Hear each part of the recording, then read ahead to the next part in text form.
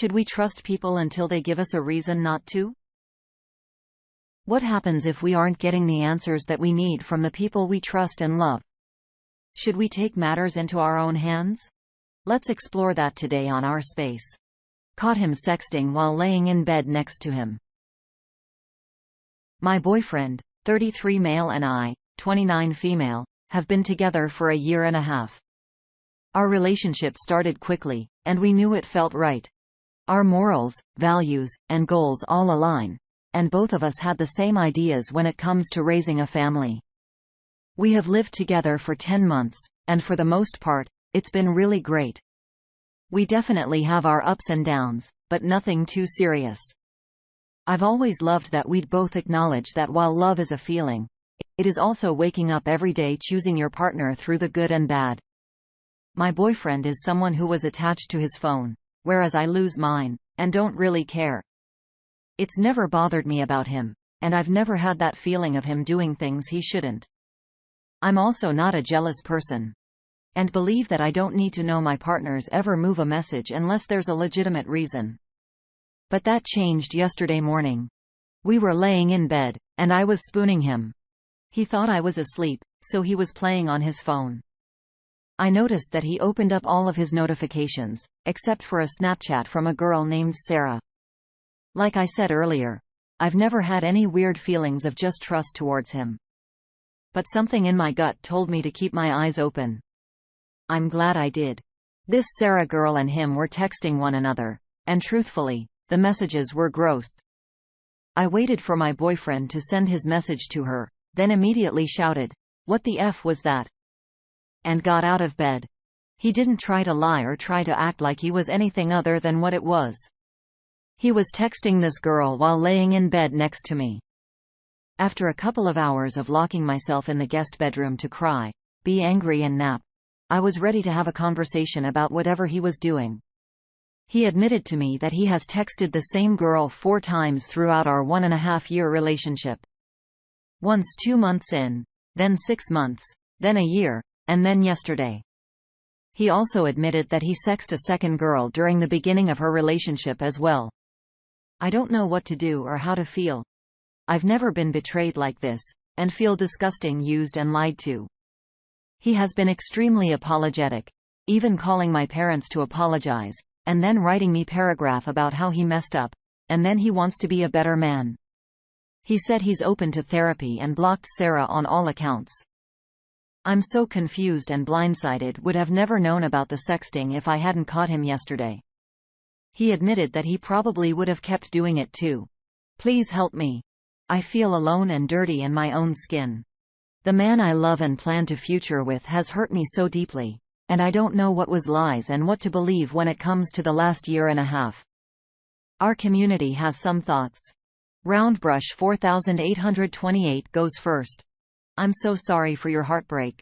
He's a serial and will be a repeat offender. This is too much to rug sweep. Take time to process. Me Hittable 888 says, a man who had sexted another woman while you were laying right next to him in bed, and has been doing it for some time, is not someone you can have a real relationship with. He's fake. Maybe there's something genuine in there, but he's a good liar and a brazen one. That is really brazen to be sexing with your loved one cuddling next to you. That is absolutely disgusting. I'm so sorry for the hurt and pain you're feeling. I can only imagine the horror, especially of finding out someone you had cared for so much is capable of such deceit. I can only tell you what I would do and what I would recommend. I'd end it today. To me, there's no coming back from this.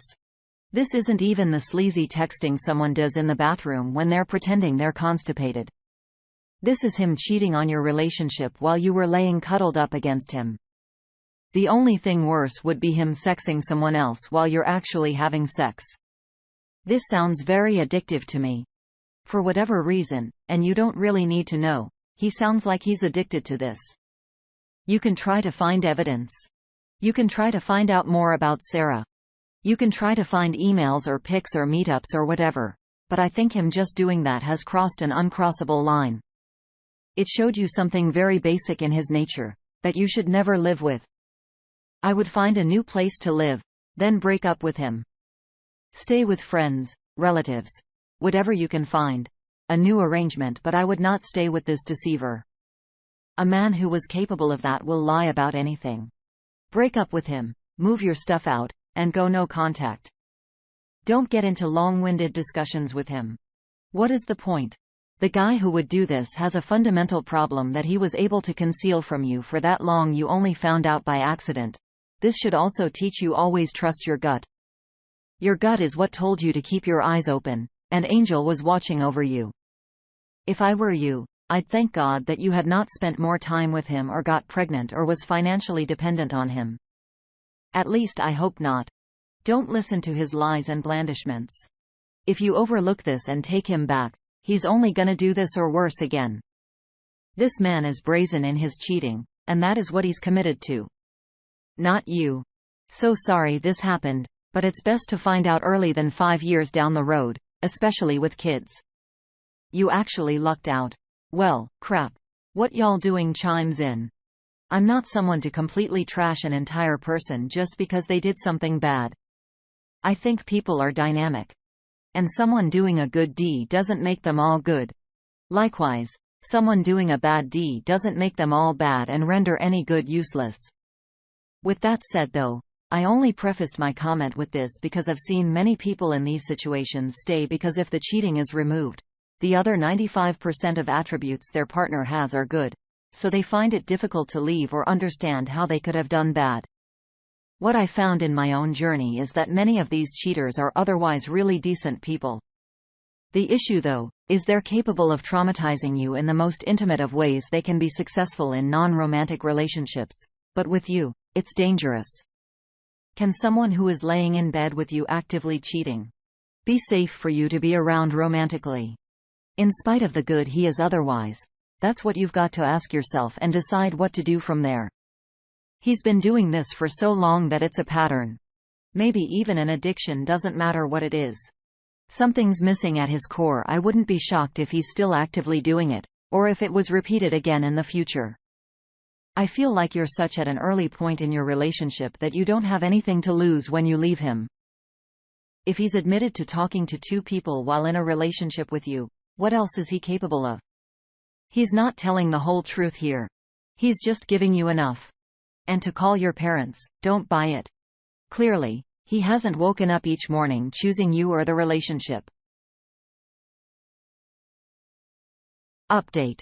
After giving myself a little breathing room and time to process my own thoughts, I decided to reach out to Sarah.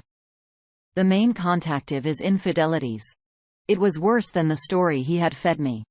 Sarah shared screenshots of their Snapchat conversations, which included nude photos of him that he had sent during our relationship. Not only was she able to provide screenshots of that, while looking at her screenshots, I realized that he had sex ed her the same night he had told me that he loved me for the first time. Talk about another slap to the face. Sarah also shared that they have indeed met up multiple times to have sex, completely destroying his story that he had never met her. In addition to meeting up at her place, he had also invited her to his, and it was just a month after he and I moved in together. The cherry on top, they were having unprotected sex. I will be getting tested. I still have not heard from his ex-wife, but there is no need. The betrayal was and is enough. This whole situation is heartbreaking, devastating, and I could never reconcile someone like him. Thank you to everyone who commented on my original post. Your words are affirmation that I am doing the right thing by leaving him allowed me to truly know I am worth more than this. I deserve a partner who will be faithful from day one. I appreciate the love and support I have felt from strangers who have been in similar situations. And knowing there is a light at the end of this is so motivating. I have blocked him from contacting me and will be same with my parents until I find the strength to get all my belongings from the apartment. Thank you all again. Plastic Blitzen has the first response. That was brave of you to contact her. I'm so glad you have what you need to feel good about your decision. You are free from that nightmare. Not all men are like that. He always will be. Have a good life. Jinboy32 says, have you told him that you know everything now and even talked to Sarah?